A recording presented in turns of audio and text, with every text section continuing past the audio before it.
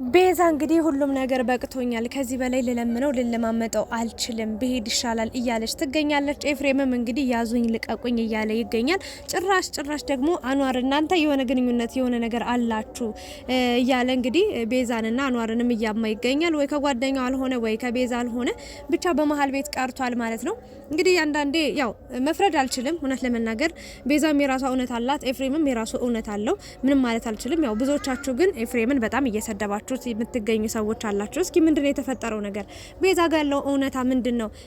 ኤፍሬም ጋስ እንዲሁም ደግሞ አንዋርስ ምንድነው እያለ ያለው የሚለውን ነገር ሀሳብ እንሰጥበታለን። በመጀመሪያ ቤዛ በህይወት በጤና ቆማ እንዲህ እስከ ሙሉ አካሏ በመምጣቷ አልዋሻችሁም፣ በጣም ደስ ብሎኛል። ምክንያቱም የሄደችበት ብዙ ነገር አለ፣ በጣም ብዙ ነገር፣ በጣም ከባድ ነገር ነግሬያችኋለሁ። እኔ ትንሽ 1% ብትሆን ከመተው የሰማሁት ነገር አለ ስለ ቤዛ ከቤተሰቦቿ ጋር በተገናኘ የሰማሁት ነገር አለና ምንድነው እውነታውን እንነጋገር ከተባለ ኤፍሬም ትክክል ነው፣ እውነት አለው።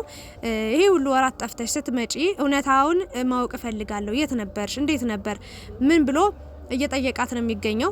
እሷ ደግሞ ባክህ ትንሽ ጊዜ ተረዳኝ፣ ጊዜ ስጠኝ፣ ሁሉንም ነገር አስረዳሃለሁ ነው እያለችው የምትገኘው። እሱ ደግሞ ጊዜ የሚባል ነገር እንኳን አይደለም 1 ቀን 2 ቀን 1 ሳምንት ይቅርና 1 ደቂቃ 1 ሰከንድ ራሱ ቆሞ ለመረዳት ለማውራት ለመጠየቅ ምንም አይነት ፈቃድም ፍላጎትም የለውም። ያ ነገሩ ነው ሰዎቹ እንዲናደዱበት እንዲበሳጩ ምንድነው እንደዚህ የሚያደርገው እያሉ በቃ እንዳልሆነ ነገር እያወሩበት የሚገኘውና ቤዛ ደግሞ ጊዜ ትፈልጋለች።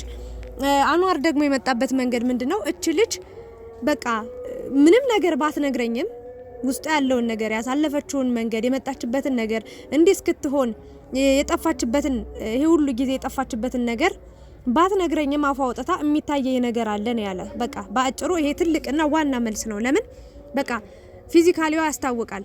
በጣም ከስታለች። በጣም የሆነ ነገሯ ተቀይሯል። በአጭሩ በቃ ሌላ ቤዛ ሌላ ሰው ሆናን የመጣችው ምን ማይካድ ሀቅ ነውና ይሄንን ነገር ነው እየተናገረ የሚገኘውና ኤፍሬም ደግሞ እኔ ሳልረዳት አንተ የተረዳበት መንገድ የሆነ ሚስጥር አላችሁ፣ የሆነ ኮድ አላችሁ፣ የሆነ የምትተዋወቁት ነገር አለ፣ የሆነ የደበቃችሁ ነገር አለ ብሎ እሪ ነው ያለው። ጭራሽ አንዋርን ነው መጠርጠር የጀመረው። ይሄ ደግሞ ጥሩ አይደለም። ጓደኛውንም ቤዛንም እንዲያሳጣው ያደርጋልና በመጀመሪያ ትናንትና ይቅርታ አድርጉልኝና ይሄንን ጉዳይ ከመጀመሪያ በፊት ከጀርባዬ የሚረብሽ ድምጽ አለ ቪዲዮ ስሰራ እያስቸገረኝ ምናምን ብዬ ነበርና አንዳንዶቻችሁ የሙስሊም እህቶቼ የመስጂድ ድምጽ ነው የተሰማኝ እና ያ ድምጽ ደግሞ አይረብሽም፣ ለምን እንደዚህ ትያለሽ፣ ሁለተኛ እንደዚህ ስትይ እንዳልሰማሽ እያላችሁ ስትቆጡኝ የነበራችሁ ልጆች አላችሁ። እኔ ይቅር ይበላችሁ መድኃኒዓለም፣ ሌላ ምንም አልላችሁም።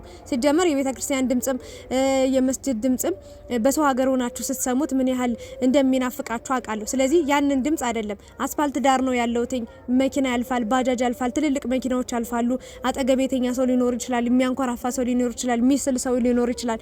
ያ ድምጽ እየገባብኝ አስቸገረኝ እንጂ ያልኩትኝ የመስጂድና የቤተ ክርስቲያን ድምጽ አላልኩም በጭራሽና እባካችሁን አንዳንዴ የማይሆን ነገር አታወሩ። እግዚአብሔርን ነው የምላችሁና ከልቤ ከውስጥ የሌለውን ነገር ስትናገሩ በጣም ነው የከፈኝ።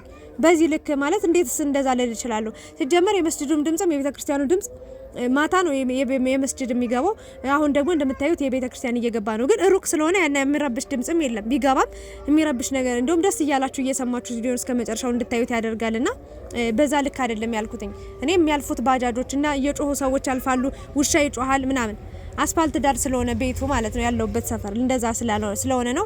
ከዚህ አንፃር እንድትረዱኝ ነው ምለው እና ወደ ቤዛና ወደ ኤፍሬም ስመለስላችሁ ቤዛ አሁንም ልነግርሽ የምችለው ነገር የምትወጁ ከሆነ የምታፈቅሪው ከሆነ ችግርሽን በርግጥ ሊረዳሽ ፍላጎት የለውም። በቃ ባጭሩ ግን እውነቱን ለመናገር ንገሪው ልልሽ ነበር፣ ግን እሱ የመስማትን ፍላጎት የለውም። ሲጀምር ቢሰማሽም ራሱ የሚቀበልሽ አይመስለኝም። ያሳለፍሽው ነገር እንደ ቀለል አድርጎ አይቶ ዝም ብሎ ጥሎሽ የሚሄድ ነው የሚመስለኝ። እግዚአብሔርን በቃ ማለት ሊረዳሽ አንዳንድ ሰው እኮ በቃ ፍላጎት ሲኖረው ነው ያ ሰው በቃ ያሳለፍሽውን መከራ ያሳለፍሽውን ስቃይ ያሳለፍሽውን ነገር የሚቀበልሽ የሚረዳሽ። የቱንም ያህል ችግር ብታሳልፊም ትንሽም ሆነ ትልቅም ሆነ ብዙም ሆነ ትንሽም ሆነ ችግር የለውም ኖርማል ነው ብሎ የሚቀበልሽ ምንድነው የሚወድሽ ሰው ሊረዳሽ የሚፈልግ ሰው ነው።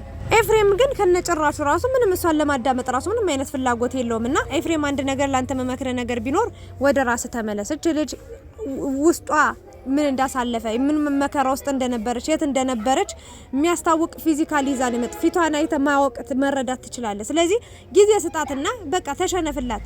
ጊዜ ስጣት። ከዛ ያለውን እውነታ እስክትረዳ እስክትነግርህ እስክታስረዳ ሁሉንም ነገር ጠብቅ። ምንም የምትጎዳው የሚቀነስብህ ነገር የለም። በዚህ ፍጥነት በዚህ ደቂቃ በዚህ ሰከንድ ቶሎ በቃ ነፍስ ውጪ ነፍስ ግቢ ማለት አይጠበቅብም። መናገር ብትችል እኮ ምናልባት አሁንም እኮ ያለችበት ችግር ውስጥ ልትሆን ትችላለች። እቺ ልጅ ቀርበ ብትረዳት ምን አለበት? ቀርበ ብታግዛት ከጭንቀቷ የሆነ ከህመሟን ብትጋራላት ምን ችግር አለው ነው? ወይስ ዝም ብሎ በቃ የሆነ የሲምፖል በቃ ለሲምፖል ላይ ታይታ ነበር ቤዛ ለኔ ወዳታለሁ አከብራታለሁ ከሷ መለየት አልፈልግም ምናምን ስትል የነበረው? ይሄ ደግሞ መሆን የለበትም። አኗርም ተናግሯል። ቢያንስ አለ ቤዛና ኤፍሬም በመለየታቸው እሷ ነች የተጎዳቸው አለ። በቃ ፊዚካሊዋ እኔ እሷን ነው የምደግፈው ነው ያለው። ምክንያቱም እሱ ጓደኞች ነበሩት፣ ቤተሰብ ነበሩት፣ ምናምን ከጎኑ ነበርን፣ ብቻውን አልተውነውም። በሰዓቱ በጊዜው ህመሙን ምን ወንክ ብለን ጠይቀናል። እሷን ግን ምን ወንሽ ብሎ የጠየቃ ሰው እንኳን በሌለበት ሁኔታ ነው ይሄን ችግር አሳልፋ የመጣችው። ይሄ ነገር ደግሞ በቃ ከፊቷ ያስታውቃል እና መረዳት አለብን ነው እያለው የሚገኘው። እሱ ደግሞ አኗርን ይበልጥ መጣላት፣ መጨቃጨቅ፣ መሳደብ፣ ያልሆነ ነገር ተናግሮ መሄድ ነው። በየጊዜው ደግሞ እንግዲህ ካሳለፈችው ህመም በላይ ህመሟን እያባባሰባት ስቃዩን እያበዛባት እሱ አልረዳሽም ማለት እሱ ካልተረዳት እንግዲህ አስቡት። የኔ የምትሉት ሰው ካልተረዳችሁ ሊረዳችሁ ፍላጎት ከሌለው ምን አይነት ነገር ይገጥማችኋል? በጣም የሚያስጠላ ነገር ነውና ቤዛ ያለችበት ሁኔታ በጣም ከባድ ነው። በቃ ከዚህ በላይ ልለምነው አልችልም ነው ያለችው። በጣም በቃ አሟታል፣ ከፍቷታል። ካሳለፈችው ህመም በላይ ሌላ ህመም ሌላ ስቃይ የሆነባት ይሄ ነው። እና አንዳንድ ሰዎች ደግሞ ምን አለ መሰላችሁ ፍቅረኛዎቻቸውን ጥለው ይሄዱና ሌላ ህይወት ይጀምራሉ። የሚሳካ መስሏቸው የተሻለ ነገር መስሏቸው ምናምን ወይ በገንዘብ በጥቅማ ጥቅም ሊሆን ይችላል፣ ወይ ደግሞ የእውነት ፍቅር ኑሮ ሊሆን ይችላል። የሚወዳቸውን ሰው የሚወዱትን ሰው ተከትለው ሄደው ምናምን የሆነ ሰዓት ላይ ተጎድተው ተሰብረው በጣም ተጎሳቁለው ተመልሰው ድሮ ጥለው የሄዱትን ፍቅር ፍለጋ ይመጣሉ። እንደዛ አይነት ሰዎች አሉ። ምናልባት ኤፍሬም ይሄንን ነገር አስበ አቀደ ገምተ ሊሆን ይችላል። ግን ይሄንን ነገር የምታውቀው ጠይቀህ ስትረዳ ነው።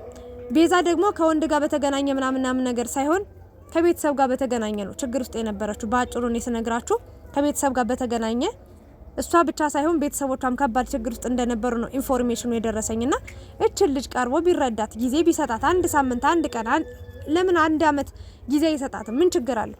ጊዜው ሲደርስ መናገር የለባትን ነገር በሰዓቱ ይሄ ጊዜ ትክክለኛ ጊዜ ነው ብላ በምታስበው ባቀደችው ጊዜ ብትነግረው ምንም አይጎዳም። ያኔ ቢሰማት ያኔ ባዳመጣት አሁን ህመሟን ቢረዳት ናፍቆቷን ብትወጣ አለውልሽ ቢላት ምን ይሆናል? እና አኗር ደግሞ በጣም ትለያለ።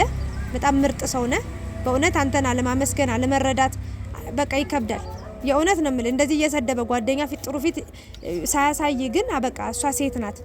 ከዛ በፊት የነበረውን ነገር ነው ያየው። የዛ በፊት የነበራትን አቋም፣ አለባበሷን፣ አረማመዷን፣ የሰውነቷን ፊዚካሊ አይተን የምታቃት የምትረዳት ባህሪዋን ጸባዩን ከዛ በፊት የነበረውን ነገር ነው እና ዛሬ እንዲሆና ስትመጣ እቺ ልጅ ብዙ ነገር አሳልፋለች፣ ብዙ መከራ አሳልፋለች ብለ ገና ምንንም ሳታቅ በቃ ፊቷን አይተ የተረዳት አንተነና እንደዚህ አይነት ሰዎችን ያብዛልን።